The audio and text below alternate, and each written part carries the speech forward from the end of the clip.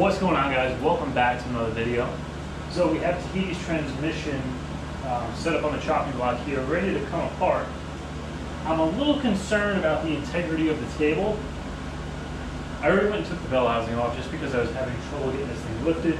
So the bell housing just held in place these T50 Torx bolts, and it is bolted on from the inside.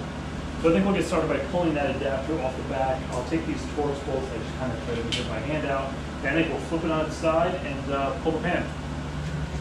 The bell housing is bolted on from the inside here. All these Torx screws hold it on. It's not like the T56 in the Camaro where you can separate it from the outside. Now to flip this without the table folding over, here comes the fluid. There's a lot of fluid in there, huh? That's why we got the pan. Hopefully it's big enough. Don't know if it's gonna be big enough. Now I've never rebuilt a 4L60E before. I've done 2 or 3 700R4s. That's the transmission that's in the Trans Am. But they're basically the same thing. Just this one's electronically controlled. There's probably a few other little differences thrown in there, but this pretty much be the same thing. Actually, before I pull the pan, I think I'm going to pull the neutral safety switch off, and I'm going to pull the bracket for the shift cable off. This is just a bolt for the range selector.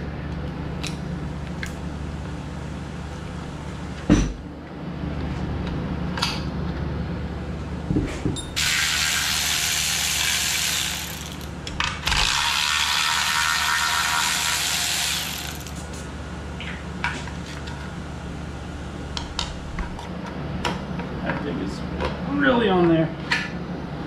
All right. Throw these guys back in here. You already know how I roll from the last video. A couple of T40s holding the cable bracket on. All right, to get the servo off, there's just a snap ring in here. So you gotta try to grab it with a flat head. Gonna give it a little whack here. Give it a little whack here. I'm just gonna give it a little whack here. So kind of free the snap ring up a bit. This screwdriver's way too big.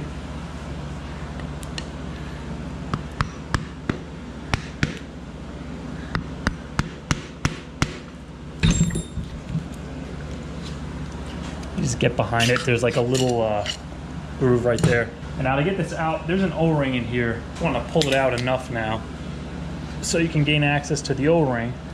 So you just want to grab this, and usually you could just tug on it, because if you pull on it hard enough, you're basically stretching the thing like a rubber band, and it's going to go further into that groove. So you can pull it off.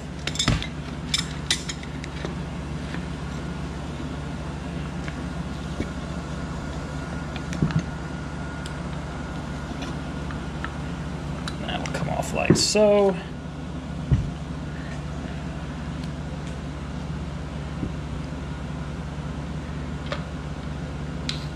That O-ring looks a little funky. I guess there's like pieces of it coming off. Looks a little worn. These transmissions are pretty simple. Basically, to pull them apart, you just need a handful of sockets, a good set of snap ring pliers, and like a flathead. There are a couple of things you're going to need like spring compressors for, but I mean for the most part, oh, got the spring. For the most part, it's a pretty damn simple transmission. The great thing is with every part I pull off, the table is getting a little bit lighter.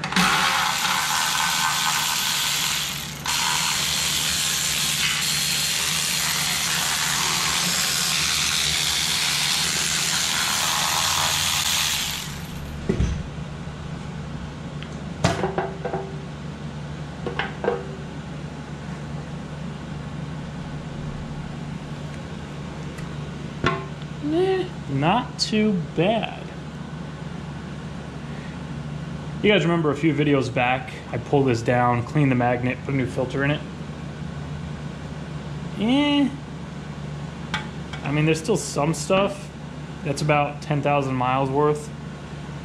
I mean, who knows how much of this is from me driving with the sunshell rubbing against itself with that broken shaft, with the broken splines on it. But I mean, it doesn't look too bad. There's definitely some shit on that magnet though. Filter.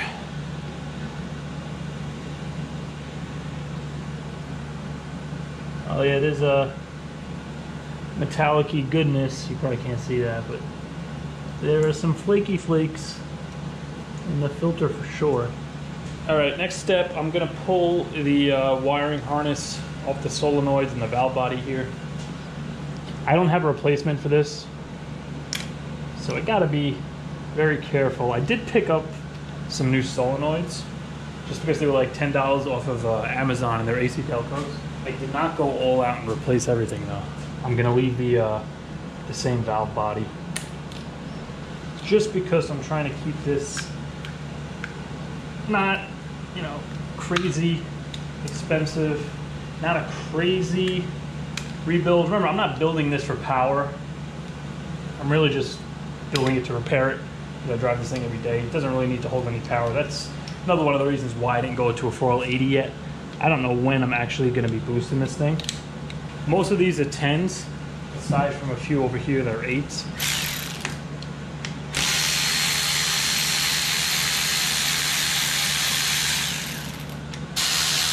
All right, so I got it on its back. Before we can actually pull this out, the torque converter solenoid has to come out because it's hardwired into this harness. So I'm just going to zip these bolts out, try to slip the valve body out around this. And then with the valve body out, I'll be able to get in here to the 10 millimeter that's kind of behind the solenoid. Also, keep note of where these bolts are coming out of. You want to try to get them back where you got them from. I mean, the 10 millimeters, most of them are identical, but be careful and check the lengths when you pull them out. If one's a little longer than the other, take note of where you pulled it out, especially with these 8 millimeters. These 8 millimeters are shorter. And we pulled that out from over here, and then there's a few more down in this area that are 8s. And I think some of these 8s are different lengths as well. So just pay attention when you're pulling these out. Before you pull the rest of the bolts, you're gonna get the pull here.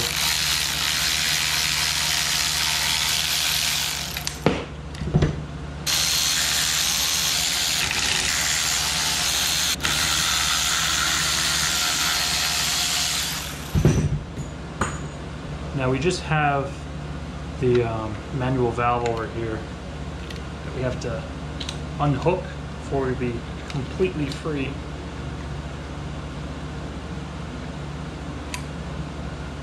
All right, that's out of there.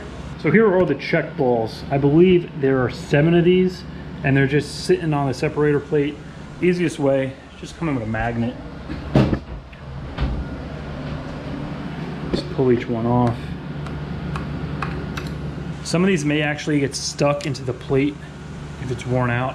I did order a new one, it's on its way. It's a common issue for one of these balls to get stuck in here. Oh, mine actually all came out, all right. Not bad for 220,000 miles. With that out of the way, we can get to the 10s to get our torque converter solenoid out of here, get our harness out of the way.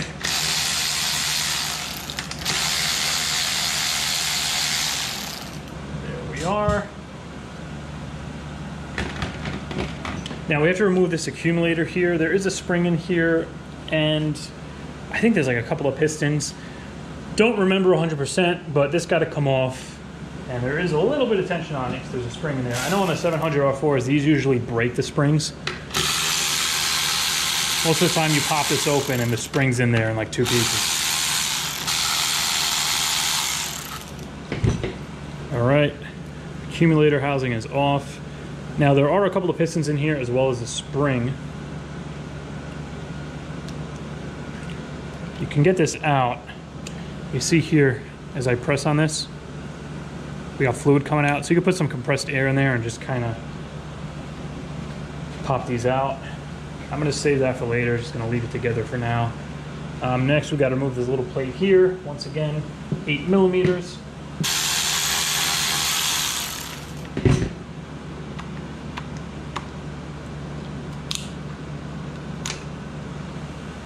Then we could take our separator plate off. And this has a gasket on each side.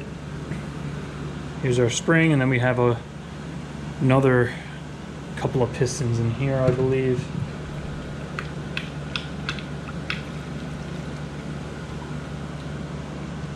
Now we only have one piston down in there. Now with that plate off, there is another check ball underneath the plate. I think that is the only one.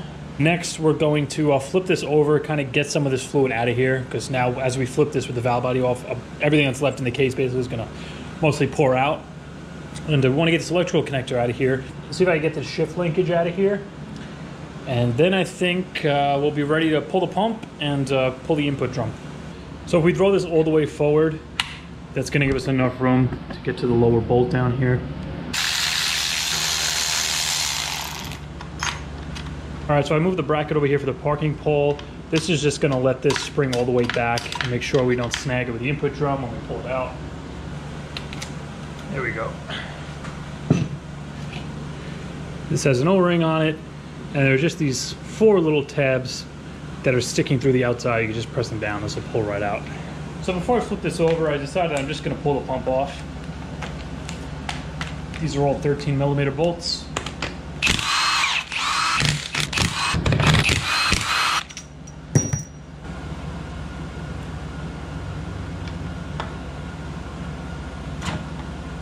Now before I pull this all the way out, we got to pull this, I forgot about the torque converter seal right on the end here.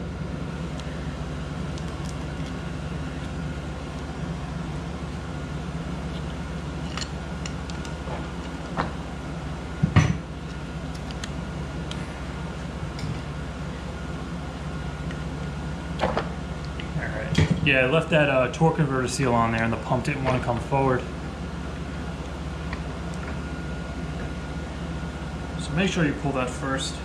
All right, I'm gonna flip it now. Let's let the rest of this drain.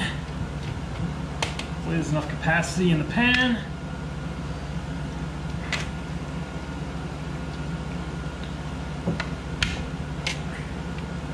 Then I gotta figure out how I can prop this up so we can start pulling the insides out. All right, so I'm not exactly set up with a way to balance this straight up. So I think I'm just gonna pull the input drum with it on its side like this. All right, it took a second to clean up, got the fluid all drained out here. Now we're gonna pull the band so we can pull the top drum off of here. There's just a pin that goes through the case that this is what actually pushes against the band and applies it. So I'm just going to kind of come in here, wiggle the band around, kind of get the tension off that pin. And there it is. Here we go.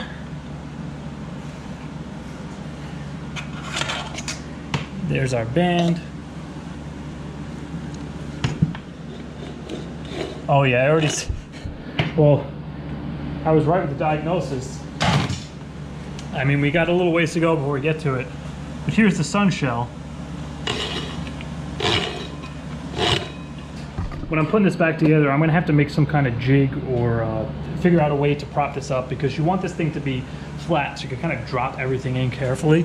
Having it on its side is just putting, you know, tension, everything's kind of sagging down. It's not gonna go on smoothly and you're gonna nick seals and you're gonna have a bad time.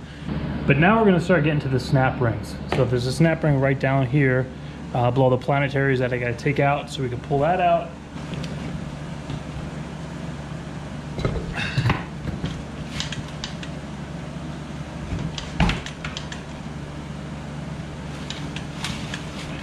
All right guys, so it's 2 days later. I got my lock ring pliers from Amazon. Tried to go into Lowe's, tried to go into Home Depot, tried to go into AutoZone, tried to go into Harbor Freight. Nobody had a pair of lock ring pliers. But now that I have them, we're just going to come in here and remove the little snap ring that's holding the planetary in. Alright, that was a little annoying, but I got it out. Now we could pull out the planetaries. There's that little snap ring or lock ring. Oh yeah, she is sheared. Here is the cause of all of our problems. The sunshell didn't actually break. Usually they'll break off right here. It just literally sheared every single tooth off. I mean, the sun gear looks all right. Teeth look absolutely fine. All right, so next we want to get the snap ring for the low roller clutch out of here. And I should be able to get in here with the pick and start pulling it up. Usually once you get it started, you kind of get your hand under there. It'll pretty much pop right out. Now to get the low roller clutch itself out, we're gonna want to tip this and we got to hit it from the back because this doesn't really pop right out. Before I do that, I'm gonna come in and remove the shaft here for the ship linkage because I want to change the seal. So I'm just gonna undo this bolt here, slide this thing out. We'll pop the seal out. I'm gonna remove the grommet for the dipstick.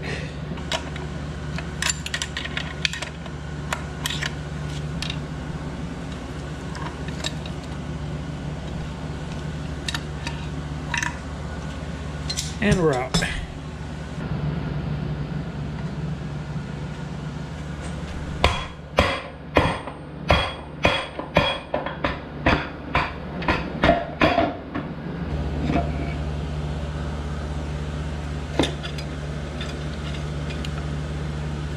Come on, there we go.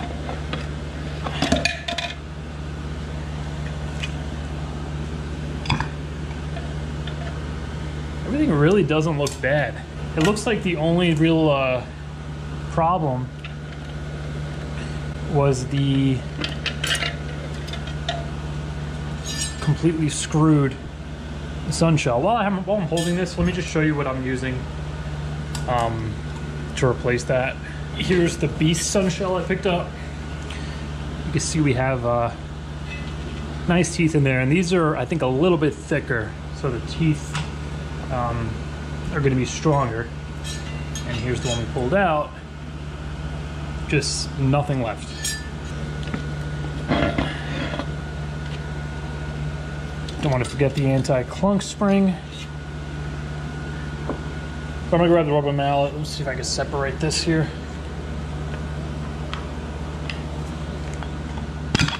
Oh, that was easy. All right. Try to keep everything somewhat together.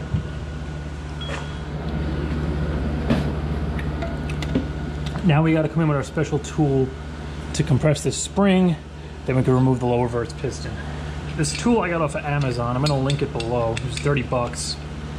We're just gonna be careful here. You know what? Let me just stuff that in there because it's gonna have to lay on the bushing for a minute.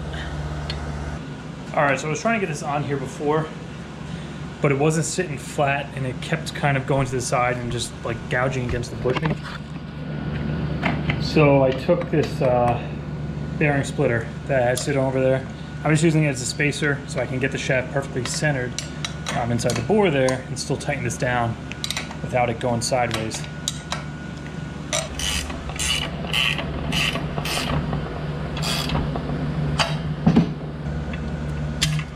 There we are.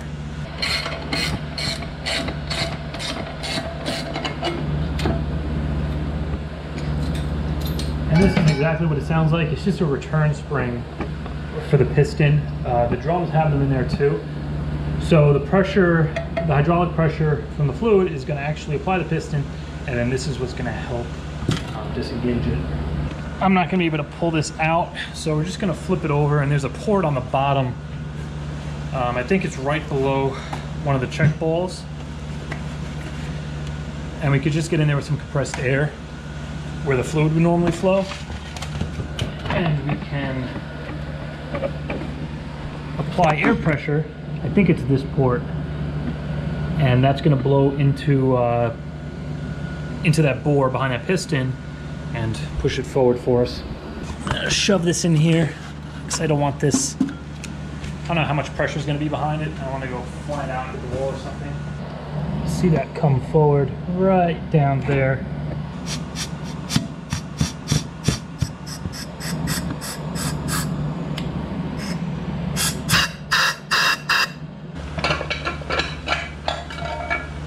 There we go.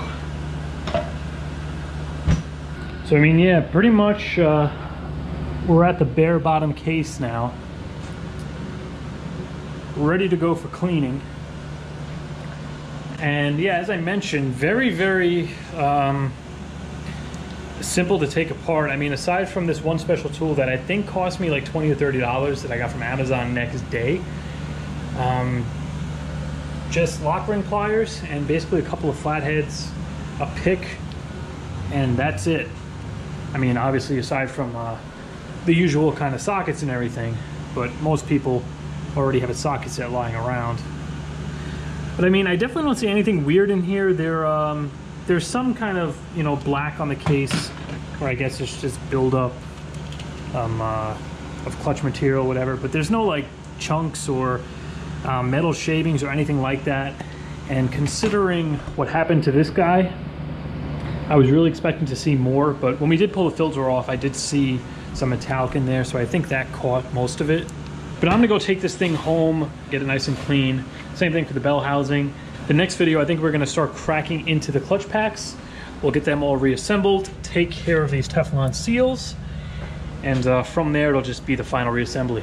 But I hope you guys enjoyed this video. I just wanna let you know I am not a transmission guy. I'm not a transmission rebuilder. I am a mechanic, because a lot of guys ask how I kind of do the stuff I do. I do work on cars, obviously. That's why I kind of sometimes know what I'm doing. But next video is probably going to be out very soon. I'm going to start working on this tomorrow. I'm getting these clutch packs rebuilt, as well as changing those seals. But until next time, I hope you guys enjoyed this video. If you did, please be sure to like, comment, share, subscribe, and I will see you in a few days.